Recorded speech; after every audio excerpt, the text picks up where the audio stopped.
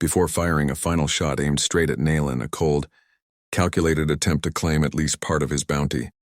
And Elias reacted without thinking, throwing himself in front of her as the shot rang out, the bullet grazing past his ribs with searing heat before, embedding into the trough behind them. Naylan gasped, catching him as he stumbled. But Elias gritted his teeth, refusing to fall, firing one last round toward Malloy that struck his horse's bridle and sent the outlaw tumbling down the rocky slope, into the brush below, cursing and scrambling away with the last of his men limping behind him. Silence fell slowly like dust settling after a long ride, and the warriors scanned the ridge until Taza finally signaled that the threat had passed.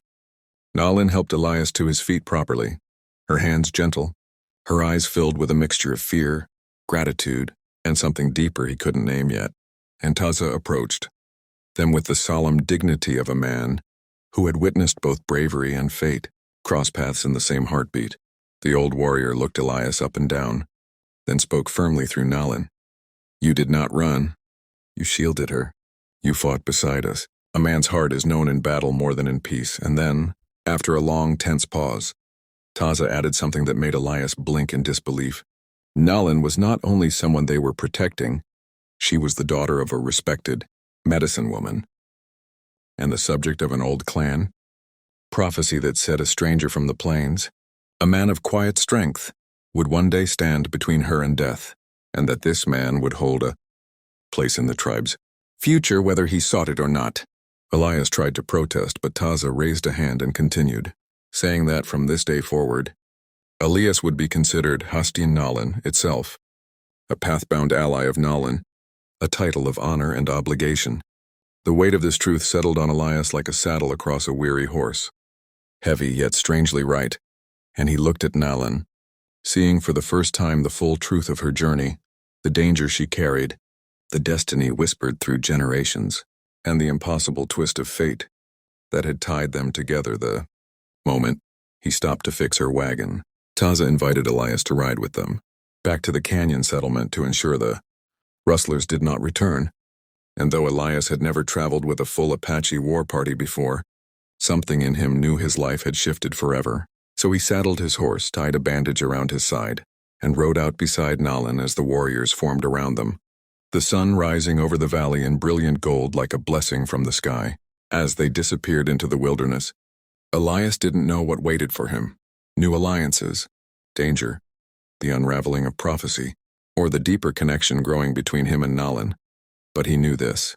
The simple act of helping her had become the turning point of his entire life, and the journey ahead would be more treacherous, more emotional, and more swept the horizon as if expecting danger. And though he went to bed thinking the day would fade like all others, he awoke before dawn to the distant drumming of hooves, many hooves, and when he stepped outside, the breath left his body as war-painted. Apache riders encircled his cabin in complete silence, their faces stern, their horses restless, their weapons visible but not yet drawn. Panic trembled in his veins, but he forced himself to breathe, knowing that any wrong move could mean death. And as the riders tightened their formation, he recognized a figure pushing through them on horseback. Nayeli, her face set, her eyes shadowed with something like regret, as she stopped in front of his porch and said in a low, pained voice, "Luke Carver, you helped me yesterday, but today you must answer for it." And before he could speak, the riders' chants echoed through the canyon, and the morning wind stirred the dust around them like a rising storm. And Luke, cornered, confused, heart-pounding, realized his simple act of kindness had placed him in the middle of a tribal conflict he knew nothing about.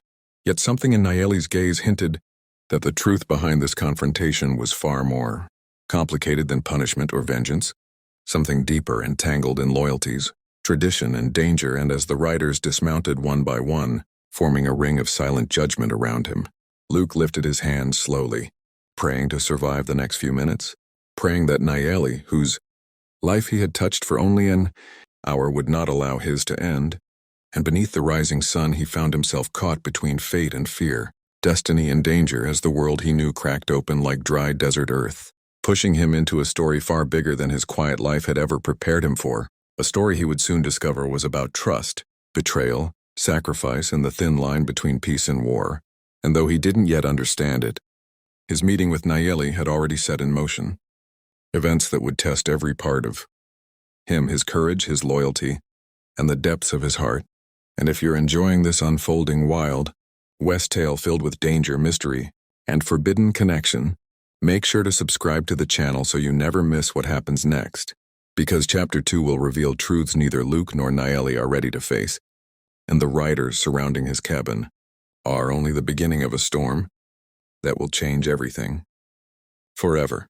The morning wind howled through the junipers as Luke Carver stood surrounded by the circle of Apache riders, their painted faces stern beneath the rising sun, and for a moment he wondered if this was how his life would end, on a quiet patch of earth he had always believed was his safe haven. But now, caught between fear and fate, all he could truly see was Nayeli, who sat atop her horse with her jaw clenched, looking as if the weight of 100 unspoken truths pressed down on her shoulders. And when she finally dismounted, the riders parted for her with a mixture of respect and tension, and she stepped toward Luke with a hesitant determination, explaining in a low voice that when she had returned to camp the night before, elders had questioned her unexpected absence and discovered the tracks of a wagon repaired by foreign tools, leading them to believe she had accepted help from someone outside their people, an act not forbidden, but dangerous, because their tribe had recently been shadowed by scouts and surveyors seeking to claim their hunting grounds. And though Luke had been unaware of any of this, the tribe feared any outsider contact could reveal their camp's hidden location. Luke tried to speak, to tell her he meant no harm, but Nayeli raised a trembling hand, not to silence him but to steady herself, because she too knew the tribe's distrust wasn't about Luke at all. It was about survival. A fragile balance the outside world was constantly threatening to destroy, yet the riders didn't know his intentions and demanded proof he wasn't part of the ranching syndicate pushing to seize land for new rail lines. So the war chief, a towering man with silver streaks in his braids and eyes as sharp as obsidian, stepped forward and declared that Luke must go before the council to speak for himself. Though Luke's pulse hammered, he agreed, trusting that Nayeli wouldn't lead him into death. And so they bound his hands, not harshly, but with ritual dignity, and guided him through rugged canyons and hidden trails to a valley he never imagined existed, a place of breathtaking cliffs rising like guardians around a lush meadow where families moved gracefully around campfires and children played beside the creek. And as he walked through the heart of the camp, he felt dozens of curious eyes on him, some filled with suspicion, others simply wondering why this dusty cowboy had wandered into their world. The council gathered in a circle, elders seated among painted shields and ceremonial blankets, and Luke stood in the center as Nayeli stepped into the ring beside him, her voice steady yet woven with emotion as she told them what happened on the trail, explaining that Luke had not approached her with ill intent but with simple kindness, and that if he had wished to harm her or track her people, he had every chance to do so. Yet instead he fixed what was broken and left without asking for anything in return.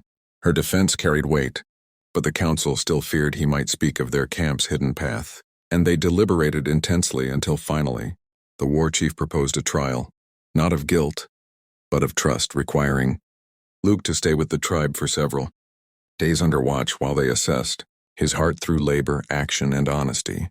And though Luke felt the edges of his freedom closing in, something about Nayeli's expression, grateful, hopeful, and quietly conflicted, made him accept, because he realized that what he feared most wasn't captivity but the thought of disappearing from her life after crossing paths so powerfully.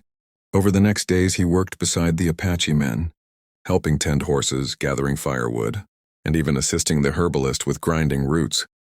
And though some watched him warily, others warmed to him as he proved he wasn't lazy, deceitful, or arrogant like many settlers they had encountered. Children laughed at his clumsy attempts to learn their words, and one evening he even managed to coax a smile, an actual smile, from the war chief's stern youngest son, who had never trusted outsiders before. But it was Nayeli who stayed closest, guiding him quietly through customs and dangers, her calm strength becoming a steady flame in the uncertainty of his days. And each night Luke found himself drawn to her, the two of them speaking in hushed tones beside the creek, sharing pieces of their lives. They had never expected to reveal her dreams of protecting her people, His dream of building a ranch that didn't stand on stolen ground, and slowly their connection deepened into something neither had intended yet neither could deny.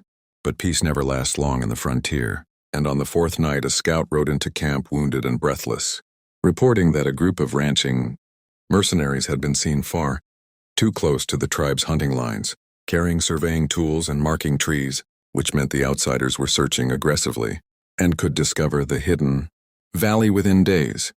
And the council erupted with urgency, some demanding they move the entire camp, others insisting they confront the threat directly, while a few glared at Luke, convinced his presence had brought danger upon them, though Nayeli fiercely defended him again, saying that Luke had shown nothing but loyalty and had even warned her earlier that settlers were pushing deeper into Apache territory. But the council remained divided. Finally, with tension thick as smoke, the war chief announced that if Luke truly wished to prove he was not the tribe's enemy, he must ride out with their scouts at dawn to find the mercenary group's exact location and intentions, a mission fraught with danger, because if the men recognized Luke as friendly or saw him riding beside the Apache, they might shoot him on sight or claim he had betrayed his own. And Luke stood there, heart pounding, staring into the flames of the council, fire before lifting his chin and saying he would go, not because he was forced but because he refused to let Nayeli's people suffer for a kindness he had freely given. Nayeli looked at him then with something fierce and unspoken in her eyes, a mixture of fear, admiration, and the beginnings of something deeper, and she stepped close enough that her whisper brushed his ear as she begged him to be careful, saying she had never asked anything of him until now. And Luke felt a surge of determination so strong it burned through his fear, making him vow silently to return to her no matter the cost. That night the valley lay under a blanket of stars as Luke tried to sleep beside the embers of a dying fire, knowing that at sunrise he would ride into danger with a tribe that still wasn't sure whether he was a threat or an ally. And yet something inside him, something he didn't fully understand, had already chosen his side. And as he gazed toward Nayeli's silhouette across the camp, he understood that fate was pulling him deeper into a story far bigger than a broken wagon or an accidental meeting on a dusty trail, a story about loyalty, identity, and the delicate thread tying two worlds together. And if you're drawn into this unfolding Wild West saga filled with tension, forbidden connection, and looming danger, make sure to subscribe to the channel, because the next chapter will reveal the confrontation, the betrayal, and the choice Luke must make that could change the fate of both his life and Nayeli's people forever.